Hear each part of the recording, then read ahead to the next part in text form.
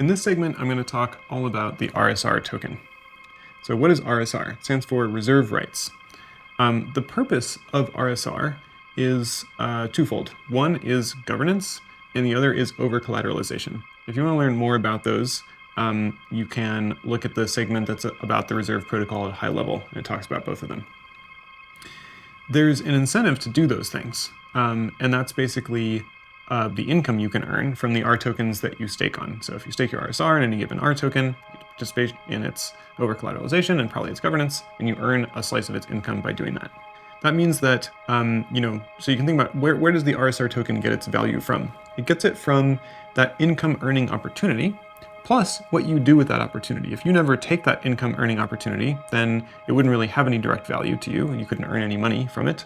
But if you look at the different R tokens that exist and you decide, okay, these are the ones that I want to stake on this week or this month or this year, and you actually go and stake and put your RSR at risk, then you can earn income by doing that. But so now let's break that apart. We have the income earning opportunity and what you choose to do with that opportunity.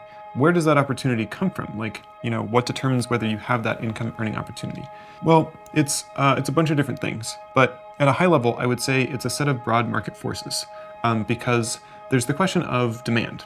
Is there demand for R tokens? And that's kind of just a question of, are there R tokens out there that people want? So we can divide that further and think about, which R tokens get deployed? And that depends on who chooses to deploy R tokens. The core team that created the reserve protocol doesn't deploy R tokens ourselves. And so that's up to the market. People may choose to deploy R tokens or not. And then once those R tokens are deployed, then there's just a question of, will people want them? And, like any product that's put out there into the world, nobody knows if the product is wanted until it's offered to people. Maybe some of them get really big, maybe none of them get really big. That's kind of just a question of market demand. And so then, that income earning opportunity does depend on how big R tokens get. In particular, how big R tokens get that are actually providing a lot of revenue to stakers. There could be a really big R token that chooses to provide little or no revenue to stakers for whatever reason, and that wouldn't add to the income earning opportunity. One thing I just want to note is that I think some people might have the impression that some of the people on the reserve core team have special connections that would allow us to determine the course of R tokens and sort of force it to be the outcome that R tokens get really big and that income earning opportunity exists and gets big. That's not true. I sort of wish that were true. I wish there was something that could be controlled. I want reserve to succeed, but it's not the case. There aren't any sort of special connections or backroom deals that will guarantee that R tokens get big. It really is a question of what happens in the ecosystem, that broad question of demand. If that overall ecosystem gets big, that will be kind of like Bitcoin. There will be no one team that has caused that. And if you look at Bitcoin, there's all sorts of different things, all the infrastructure that's been built, and just the fact that there was a desire in society. The meme of Bitcoin caught on, and people wanted it as a financial asset. And if that ends up being true with R tokens, then there could be a similar outcome. But we don't know if that will be the case or not.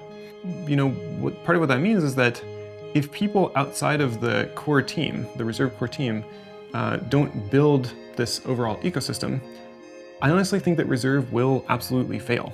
For one thing, the core team doesn't create R tokens, but it's also just the case that we can only do so much to facilitate R token usage. If you look at, Bitcoin as a comparison, all of the infrastructure that exists to use it all around the world was built by so many different companies and so many different people with different ideas about what services people want and what's necessary to use it and so on. I think a similar thing applies here, where it's not the case that we have the power to create what's necessary for this phenomenon to get really, really big. And so if it does happen, I think it will be because there's enough market demand for the phenomenon in general that it sucks in a lot of entrepreneurial efforts from many teams all around the world.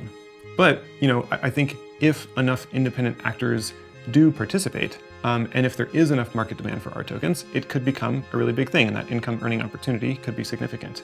But again, obviously, don't know. And then there's the second piece of the RSR staker's choice.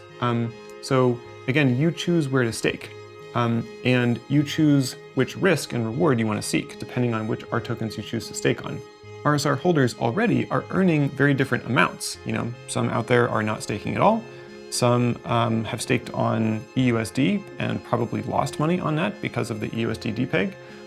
Some may be staking on other R tokens. Like everyone sort of chooses their own adventure. And like I said before, it's important to look at R tokens and think about them critically. Think about which one has an amount of revenue that goes to stakers that's interesting, that's not too offset by whatever risk you perceive you might be taking by staking. Now, I want to talk about the subject of RSR speculation, because you might think like, well, can I just buy RSR and hope for it to go to the moon? First off, a couple caveats. As of this video, you still can't buy RSR on any US exchange. And if you are in the US, I don't condone you buying RSR at this point. I might say something different in the future, but that's where we're at. But for folks who are outside of the US, it's crypto.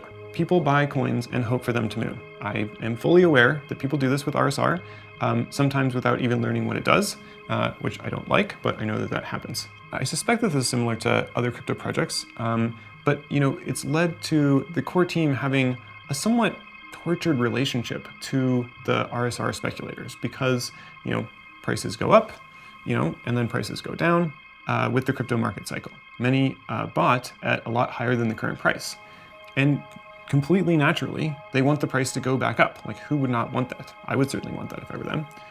Everybody knows that when more people are buying a token than selling it, that's what causes the price to go up. People understand the sort of fundamental market dynamics. And so those RSR holders tend to want us to market RSR as an investment to people in the public to get others to buy, because they know that if a lot of others buy, that could drive the price back up. Essentially they want us to hype RSR, for the sake of the price going up, so that they can recoup the money that they put into it. And again, I understand that desire. The thing is, if you really zoom out and think about it, that wouldn't really solve the problem. That might solve the problem for them, but it doesn't solve the problem globally. Because, price might go up if we were to participate in that kind of hype, but then probably it would go back down again, right? If the reason for people buying was hype-based, then probably some greater demand wouldn't be sustained anyway. And there would just be a new set of people who had bought the top. And so, the overall ecosystem would be in the same position of people having bought the token for more than it's worth at that time, and having the same issue. That's one reason why we don't participate in that kind of activity. When we don't do this kind of thing, RSR holders sometimes get really upset with us. And again, I sort of understand why. And I know that it is common for some types of crypto projects in some parts of the ecosystem to participate in that. And so there's kind of an expectation that we'll behave similarly to others, but we don't. And that, that's not just us. There are other crypto projects that take a similar approach to the way that we do to RSR. We started trying to warn people that we don't play this game before they buy, so that people sort of see a sign on the door being like, all right, if you're going to participate here, if you're going to buy RSR with that motive, with that intent, don't expect the same behavior from this team as you might have seen from other teams. That's part of why I'm saying this on this video. And we've tried to say it with tweets and in other places, but we don't always get to reach everyone before they make that decision. It's also worth mentioning that hyping the project in the way that many holders have wanted us to do is like exactly what regulators don't want us to do. And I think the clearest example of this is if you look at the court case, or the two court cases that the SEC recently filed against Binance and Coinbase. They each list dozens of crypto assets, or maybe not dozens, but like, a dozen and a half crypto assets, and go through and talk about all the things that they think that those token projects did wrong. And if you look at the list of actions that those token projects took, it's basically the exact same set of things that some RSR holders, sort of bother us about on Twitter, trying to convince us to do. So there's this like diametric, you sort of can't win. You can't do what RSR holders want or what token holders want of any type really, and also do what regulators want. And this is something that you sort of get stuck in between those two desires with any token project. But from our perspective, it's like, obviously following laws is very important, and thinking about morality, even above and beyond law, in the way that I just described, where if we were to hype the project, that might help person A, but it might hurt person B.